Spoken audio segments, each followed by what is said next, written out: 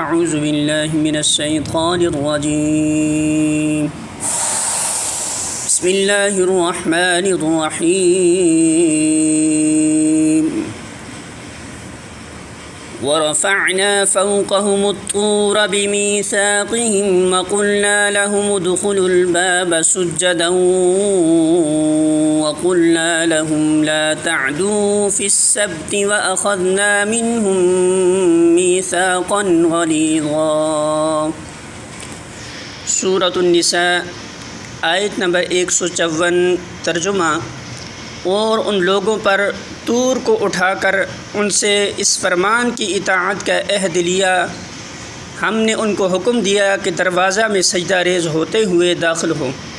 ہم نے ان سے کہا کہ سبت کا قانون نہ توڑو، اور اس پر ان سے پختہ عہد لیا۔ سورۃ النساء حاشیہ نمبر 184۔ صریح فرمان سے مراد وہ احکام ہیں جو حضرت موسیٰ علیہ السلام کو تختیوں پر لکھ کر دیے گئے تھے۔ سورہ اعراف رکوع 17 میں اس کا ذکر زیادہ تفصیل کے ساتھ آئے گا، اور عہد سے مراد وہ میثاق ہے جو کوہ طور کے دامن میں بنی اسرائیل کے نمائندوں سے لیا گیا تھا۔ سورہ بقرہ آیت نمبر 63 میں اس کا ذکر گزر چکا ہے، اور اعراف آیت نمبر 171 میں پھر اس کی طرف اشارہ آئے گا۔